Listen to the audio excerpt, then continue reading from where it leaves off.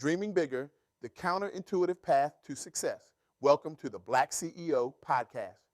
Today, we're in for an extraordinary journey as I share insights from my recent interview with the remarkable Dr. Chichi Nwajei.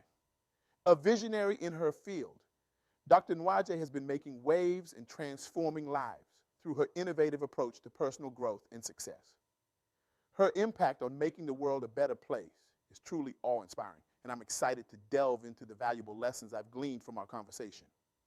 Have you ever wondered what it truly takes to dream big and aim high, to push beyond the boundaries of what you thought was possible and reach for the stars? Well, buckle up because we're about to embark on a journey that will challenge your perceptions and ignite your passion for greatness. Let's start with the provocative question. Now, Wayne, what if I told you that the key to unlocking your full potential lies not in avoiding failure, but in embracing it? That the very thing we fear most, rejection, could be the catalyst for our greatest achievements. This might sound counterintuitive, even radical. After all, we've been conditioned to view rejection as a sign of inadequacy, a reason to retreat and lower our expectations. But what if we've been looking at it all wrong? What if rejection is not the end of the road, but the beginning of a transformative journey? Dr. Chichi Nwajei's insights have opened my eyes to a new perspective on dreaming big and aiming high. Her approach isn't about blind optimism or unrealistic expectations. It's about cultivating a mindset that sees opportunities where others see obstacles, that finds strength in vulnerability, and that transforms setbacks into stepping stones. Let me share a story that Dr. Nwajei told me, one that perfectly encapsulates this philosophy. Early in her career, she applied for a prestigious grant that would have significantly advanced her research. The competition was fierce, and the odds were stacked against her. When the rejection letter arrived, it felt like a crushing blow. But instead of letting it derail her, Dr. Nwajei did something unexpected. She reached out to the selection committee and asked for feedback. Now imagine the courage it takes to face your rejectors head on, to open yourself up to criticism when you're already feeling vulnerable. But that's exactly what she did. And you know what? That simple act of reaching out turned the tide. The committee was so impressed by her initiative and genuine desire to improve that they not only provided detailed feedback, but also connected her with other funding opportunities. This experience taught Dr. Nwajei a valuable lesson. Rejection is not a closed door, but an invitation to knock louder, to find a window, or even to build your own door. It's a lesson that has shaped her approach to life and success, and one that we can all learn from. But let's be real for a moment. Embracing rejection isn't easy. It goes against our natural instincts. We're hardwired to avoid pain and seek comfort. So how do we rewire our brains to see rejection not as a threat, but as an opportunity? Dr. Nwajei suggests a powerful exercise, actively seeking out rejection. Yes, you heard that right. She encourages her clients to set rejection goals, to deliberately put themselves in situations where rejection is likely. It could be as simple as asking for a discount at a store, requesting an upgrade at a hotel, or pitching an idea to a superior at work. The goal isn't to succeed in these requests, although that's a nice bonus when it happens. The real objective is to desensitize ourselves to the fear of rejection, to build what Dr. Nwajei calls our rejection muscle. Each time we face rejection and survive, we prove to ourselves that rejection isn't fatal. We learn that the world doesn't end when someone says no, and more often than not, we discover that people are kinder and more open to our requests than we expected. This practice does more than just build resilience. It cultivates a proactive mindset, teaching us to create opportunities rather than waiting for them to come to us. It pushes us out of our comfort zones and into the realm where real growth happens. And perhaps most importantly, it shifts our focus from the fear of failure to the excitement of possibility. But dreaming big and aiming high isn't just about personal gain. Dr. Nwajei emphasizes the importance of having a purpose bigger than ourselves. She shared a profound insight with me. The size of your dreams should scare you, but the impact of those dreams should inspire you. Think about that for a moment. What dreams have you been holding back on because they seem too big, too audacious? What impact could those dreams have if you dared to pursue them? Dr. Nwajei told me about a client of hers, a young entrepreneur who dreamed of creating a sustainable fashion brand. The idea seemed overwhelming at first. The fashion industry is notoriously competitive and difficult to break into. But instead of focusing on the obstacles, they focused on the potential impact, reducing waste in the fashion industry, promoting ethical labor practices, and changing consumer attitudes towards sustainable clothing. This shift in perspective from can I do this to what if I could do this was transformative. It fueled the entrepreneur's passion, attracted like minded collaborators, and ultimately led to the creation of a successful eco friendly fashion line that's making waves in the industry. This story illustrates another key principle in Dr. Nwajei's philosophy, the power of reframing. How we frame our challenges and goals can dramatically affect our ability to achieve them. When we frame our dreams in terms of their potential impact, we tap into a wellspring of motivation that can carry us through the inevitable setbacks and rejections. But let's address the elephant in the room, fear. Fear of failure, fear of judgment, fear of the unknown. These fears can be paralyzing, keeping us stuck in our comfort zones and preventing us from reaching for our dreams. Dr. Nwajei doesn't advocate for eliminating fear. That's neither possible nor desirable, but rather for developing a different relationship with it. She introduced me to a powerful visualization technique. Imagine your fear as a separate entity, perhaps a small, worried creature sitting on your shoulder. Now, instead of trying to silence or ignore this creature, acknowledge it. Thank it for trying to protect you, but let it know that you're in charge. You're going to move forward, and it's welcome to come along for the ride. This simple shift in perspective from being controlled by fear to being in dialogue with it can be incredibly liberating. It allows us to access our courage without denying our very human experiences of doubt and uncertainty. Dr. Nwajei also emphasizes the importance of celebrating small wins along the journey to our big dreams. Too often we fixate on the end goal, overlooking the progress we're making along the way. This can lead to frustration and burnout. By acknowledging and celebrating each step forward, no matter how small, we build momentum and maintain our motivation. She shared an anecdote about a client who dreamed of writing a novel. The task seemed overwhelming, so they broke it down into smaller, manageable goals. Writing 500 words a day, completing a chapter, getting feedback from a writing group. Each of these milestones was celebrated, creating a positive feedback loop that kept the writer motivated through the challenging process of completing their first draft. This approach of breaking big dreams into smaller, actionable steps and celebrating progress along the way is something we can all apply in our lives, regardless of our goals. It transforms the daunting into the doable and turns the journey itself into a series of rewarding experiences.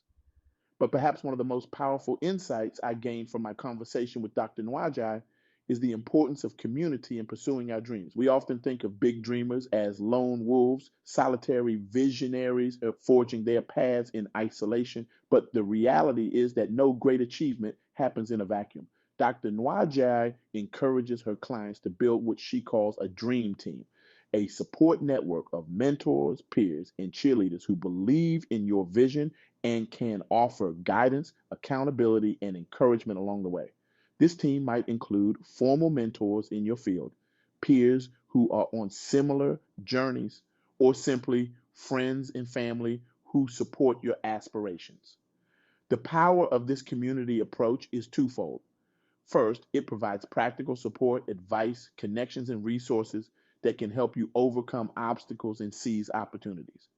But perhaps even more importantly, it creates a sense of belonging and shared purpose. When we surround ourselves with others who are also dreaming big and aiming high, it normalizes ambition. It makes the extraordinary feel achievable. Dr. Nwajei shared a beautiful analogy with me. She likened this community of dreamers to a flock of birds flying in formation. Each bird takes turns leading, breaking the headwind for the others. When one bird gets tired, it falls back and another takes the lead. In this way, the flock can fly further together than any bird could alone. This image resonates deeply with me. It reminds us that pursuing our dreams isn't just about individual achievement, it's about lifting each other up, about creating a rising tide that raises all boats. Now, let's delve into some real world examples. that Dr. Nwajei shared with me. Stories that illustrate the power of these principles in action. There's the story of Maria, a first generation college student who dreamed of becoming a neuroscientist. Coming from a low income background with parents who hadn't completed high school, Maria faced numerous obstacles, but she refused to let her circumstances define her limits. Maria applied Dr. Nwajei's principle of seeking out rejection. She approached professors for research opportunities, applied for scholarships she thought were out of her league, and even reached out to renowned scientists for mentorship. Many of these attempts resulted in rejection, but Maria persisted. Her persistence paid off. One professor, impressed by her determination, offered her a position in his lab. This led to a publication, which in turn opened doors to prestigious internships. Today, Maria is pursuing her PhD at a top university, breaking barriers and inspiring other underrepresented students in STEM fields. Then there's the story of James, a middle-aged corporate executive who had always harbored a secret dream of becoming a chef. For years, he dismissed this dream as impractical, even childish. But after working with Dr. Nwajei, James decided to reframe his perspective. Instead of seeing his age as a disadvantage, he recognized the unique value his life experience could bring to the culinary world. He started small, taking evening cooking classes and experimenting with recipes at home. He celebrated each new skill mastered, each dish perfected. James built a community around his passion, joining cooking forums, attending food festivals, and connecting with local chefs. These connections eventually led to an opportunity to apprentice at a respected restaurant on weekends. Today, James is transitioning to a full-time career in the culinary world. He's not just pursuing his passion, he's using his business acumen to help other career changers find their place in the food industry. His journey has inspired many of his former colleagues to reconsider their own dormant dreams. These stories illustrate a crucial point. Dreaming big isn't about having special talents or advantages. It's about cultivating the right mindset, being willing to face rejection, celebrating progress, and building a supportive community. But let's be clear, this journey isn't always smooth sailing. Dr. Nwajei emphasizes the importance of resilience in the face of setbacks. She shared a personal story that deeply resonated with me. Early in her career, Dr. Nwajei faced a significant professional setback. A project she had poured her heart and soul into for years failed to gain traction. The criticism was harsh, and for a moment, she considered giving up on her vision altogether. But instead of succumbing to despair, she chose to view this setback as an opportunity for growth. She reached out to her critics, seeking to understand their perspective. She revisited her original vision, refining and improving it based on the feedback she received.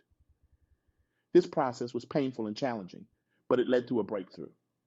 The revised project not only succeeded, but exceeded all expectations, reaching and impacting far more people than she had initially imagined possible. Dr. Nwajei's experience teaches us that setbacks, while painful, can be the crucible in which our dreams are refined and strengthened.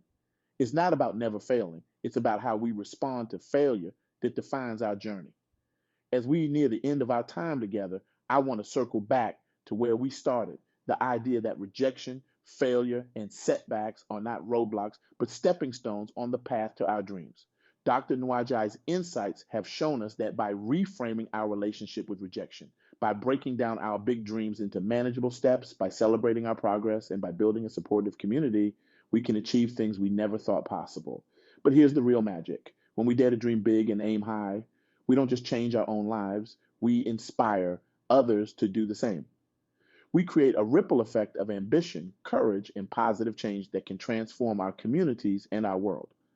So, I want to leave you with a challenge, a call to action inspired by my conversation with Dr. Chichi Nwajei. This isn't just about setting goals or making plans.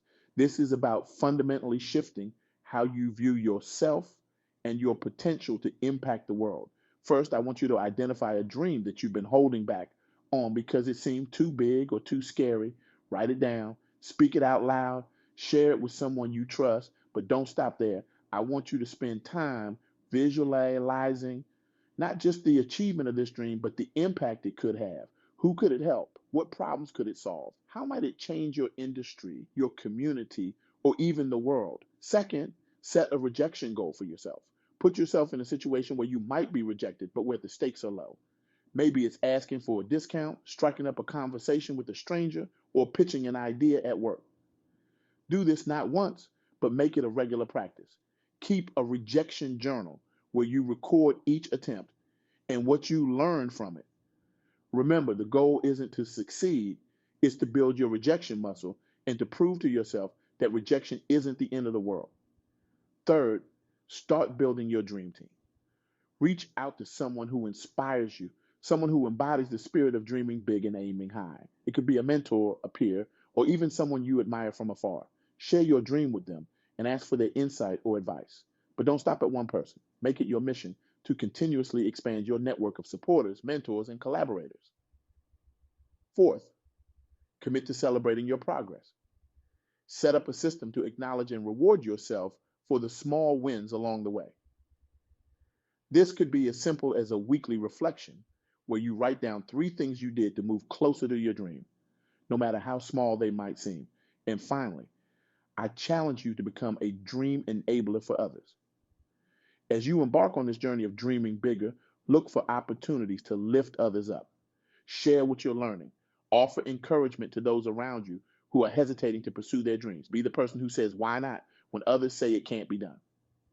Remember, every great achievement, every world-changing idea started as a dream in someone's mind. Your dreams have power. Your ambitions matter. And the world is waiting for the unique contribution that only you can make. So dream big, aim high, embrace rejection as a teacher, celebrate your progress, build your community, and never, ever let fear of failure hold you back from reaching for the stars. The path ahead may be challenging, but it's also filled with possibility.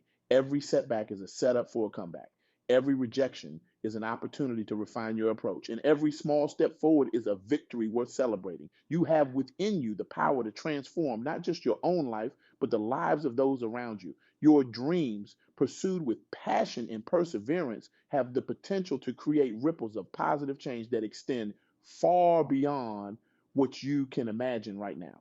So, as you leave here today, I want you to hold your head high, square your shoulders, and step forward with confidence. You are not just a dreamer, you are a doer, a creator, a force for positive change in this world. The journey of 1,000 miles begins with a single step. Today, right here, right now, you're taking that step. You're choosing to dream bigger, to aim higher, to embrace the challenges and the rejections as part of your growth.